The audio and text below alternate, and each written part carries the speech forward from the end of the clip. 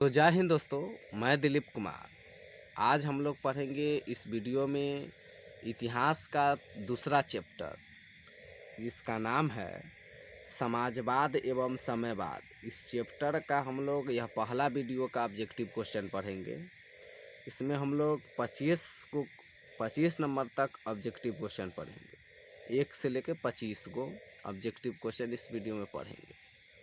तो पहला इसमें दे दिया गया है ऑब्जेक्टिव क्वेश्चन, रूस में फरवरी क्रांति कब हुई।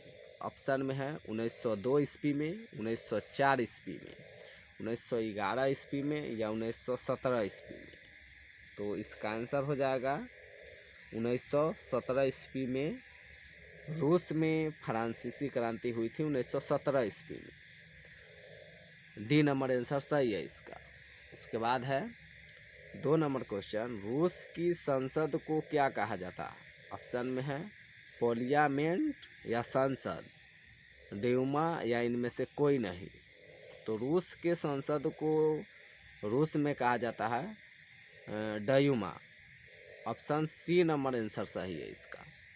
उसके बाद है आगे क्वेश्चन नंबर 3, रूस में सोशल डेमोक्रेटिक पार्टी की स्थापना कब हुई। ऑप्शन में है 1961 ईस्वी में, 1917 ईस्वी में, 1883 ईस्वी में या इनमें से कोई नहीं। तो इसका आंसर हो जाएगा रूस में सोशल डेमोक्रेटिक पार्टी की स्थापना हुई थी 1863 ईस्वी में। उसके बाद आता है 4 नंबर क्वेश्चन, रूस का पहला समयवादी था। ऑप्शन में है लेनिन, टॉलस्टॉय या प्लेखानोव या स्टालिन। तो इसका आंसर होगा 4 नंबर क्वेश्चन के रूस का पहला समयवादी था प्लेखानोव, यानी कि सी नंबर ऑप्शन सही है इसका। उसके बाद है 5 नंबर क्वेश्चन 5 नंबर कह रहा है कि रूस की बोल्शेविक क्रांति के समय किसका शासक था।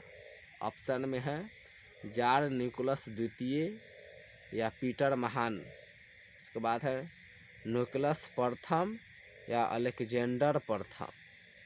तो इसका आंसर हो जाएगा रूस की बोल्शेविक क्रांति का समय किसका शासन था।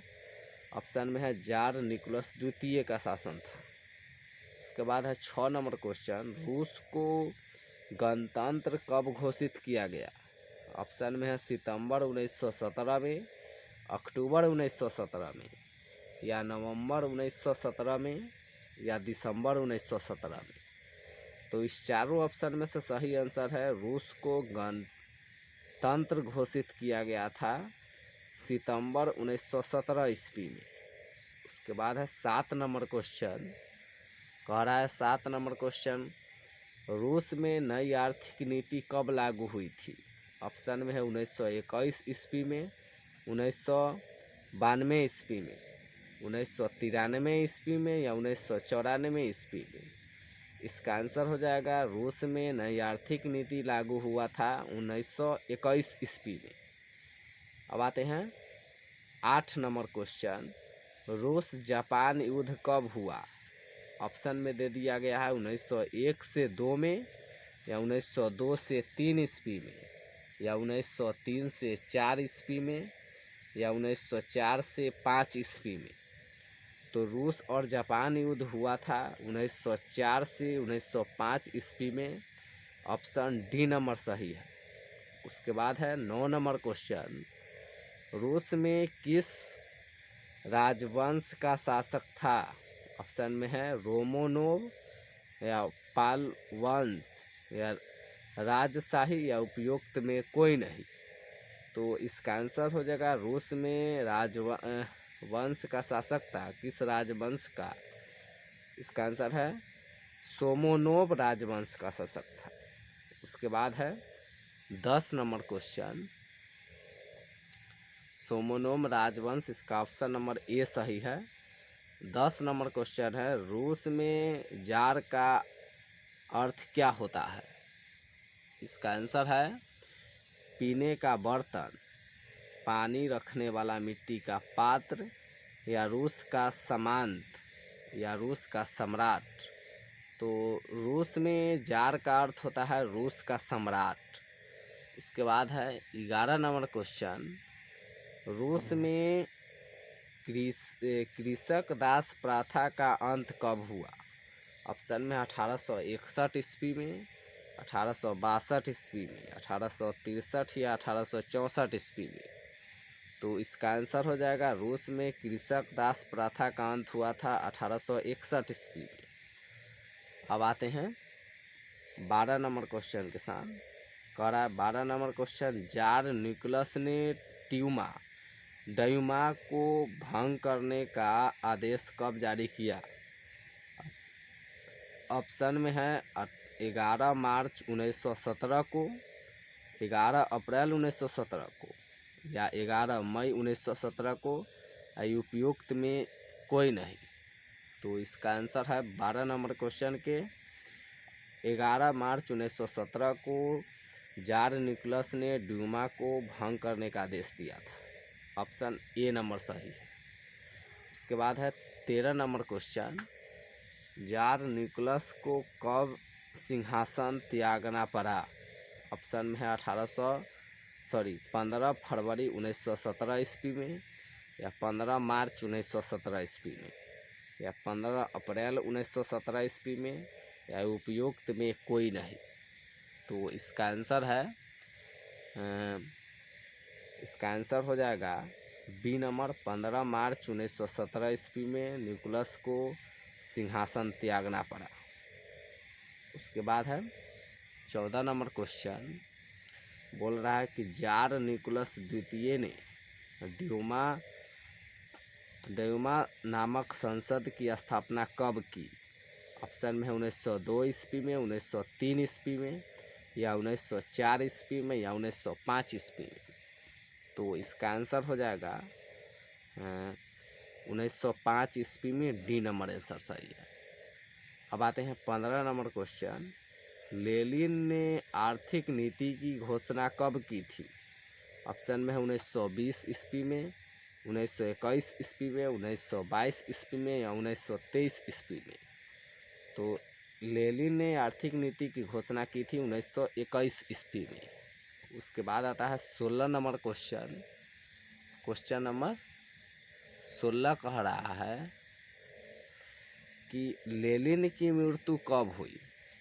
ऑप्शन में है 1921 ईस्वी में, 1922 ईस्वी में, या 1923, या 1924 ईस्वी में। तो इस चारों ऑप्शन में से लेनिन की मृत्यु हुई थी 1924 ईस्वी में, डी नंबर आंसर इसका सही है। अब आते हैं आगे, क्वेश्चन 17 नंबर है, लेनिन द्वारा कार्मिंटल की स्थापना कब हुई? ऑप्शन में दे दिया गया है 1915 ईस्वी में, 1917 ईस्वी में, 1919 ईस्वी में, या 1921 ईस्वी में। तो इसका आंसर हो जाएगा लेनिन द्वारा कार्मेंटल स्थापित हुआ था 1919 ईस्वी में। उसके बाद है 18 नंबर क्वेश्चन, लेनिन का उत्तराधिकारी कौन बना?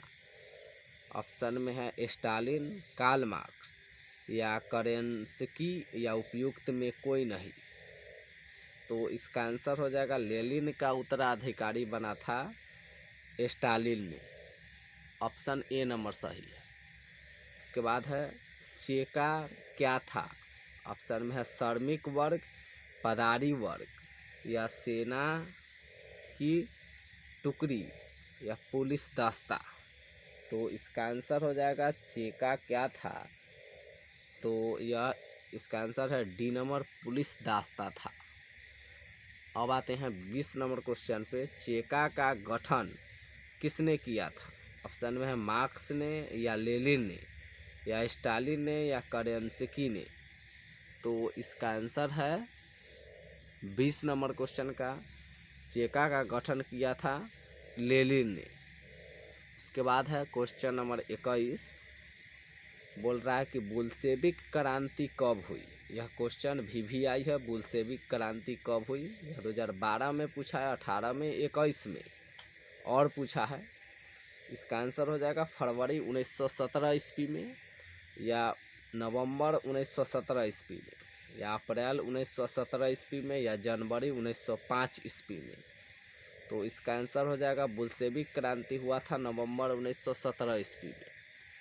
अब आते हैं 22 नंबर क्वेश्चन, बुल्शेविक क्रांति का नेतृत्व किसने किया था? ऑप्शन में है स्टालिन ने या मार्क्स ने या लेनिन ने या उपयुक्त में कोई नहीं।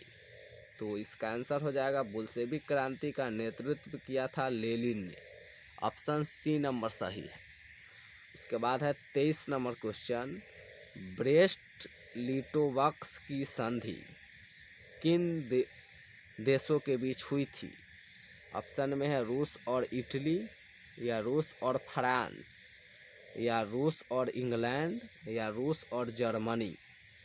तो ब्रेस्ट लिटोवस्क की संधि हुई थी रूस और जर्मनी के बीच।